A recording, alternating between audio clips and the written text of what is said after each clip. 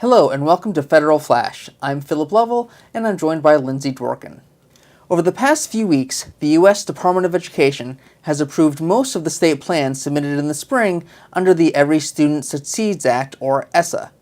Education Secretary Betsy DeVos kicked off her, quote, Rethink School tour, and the U.S. House of Representatives completed its bill to fund education programs in the 2018-2019 school year. For an update on state ESSA plans, let's turn to Lindsay. Thanks, Philip.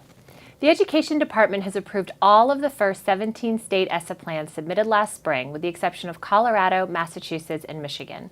Important changes were made to state plans as a result of the department's review process. For example, some states strengthened their policies for identifying and supporting schools with consistently underperforming students.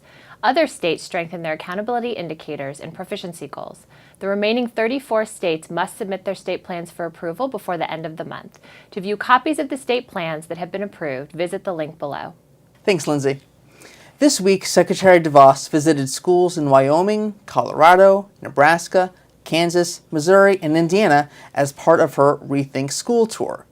The purpose of the visits was to highlight innovative ways educators are meeting the needs of their students. At one of her first stops at Woods Learning Center, she spoke to faculty and staff where she characterized school as, quote, a mundane malaise for far too many kinds of students, and then it must be reinvented.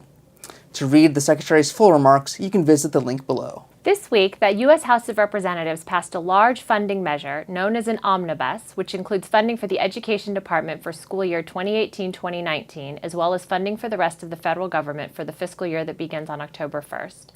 Members on both sides of the aisle offered amendments. In the end, the House rejected a proposal for a 1% across-the-board cut to education and other programs, and adopted an amendment to restore nearly $200 million for after-school programs. The House also adopted an amendment that demonstrated support for the Student Support and Academic Enrichment Grants, also known as Title IV-A, but provided no additional funding for it. Even with this action, we are a few months away from having final funding figures. Remember, this House bill includes funding for the Department of Education as well as the other federal agencies, including controversial items such as the President's border wall.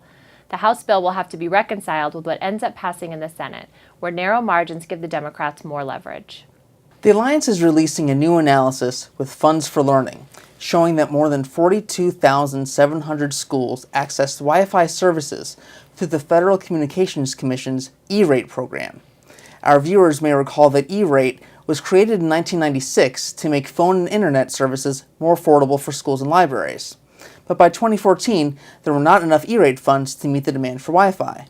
So, the FCC adopted reforms that increased funding for the program and set a target of providing $1 billion annually to support Wi-Fi infrastructure and services. Funds for Learning and the Alliance conducted a state-by-state analysis of E-Rate funds dispersed for Wi-Fi in 2015, the first year the modernization order was implemented. We found that the FCC is meeting its target. Furthermore, the analysis finds that 83% of these funds supported low-income schools. Bob Wise, president of the Alliance and former governor of West Virginia, said about the new data, quote, E-Rate is fueling the evolution of education. This program is helping move classrooms from traditional instruction to transformational learning. America cannot afford for the FCC to back down from its commitment to providing all students with a 21st century learning experience, end quote. To learn more and view the state-by-state data, visit tinyurl.com/Wi-Fi data chart. Finally, next Tuesday at 10 a.m., the Senate Health Committee will consider the nomination of Florida Attorney Carlos Muñiz to be the Education Department's General Counsel. Muñiz previously served as Deputy General Counsel under former Florida Governor Jeb Bush. If approved by the Senate, Muñiz will be only the third Education Department nominee to be confirmed. To view the hearing live, visit the link below. That's all for now. For an email alert when the next episode of Federal Flash is available, email us at alliance@allfored.org. Thanks for watching. Federal Flash is the Alliance for Excellent Education's video series on important developments in education policy in Washington, D.C. in 5 minutes or less.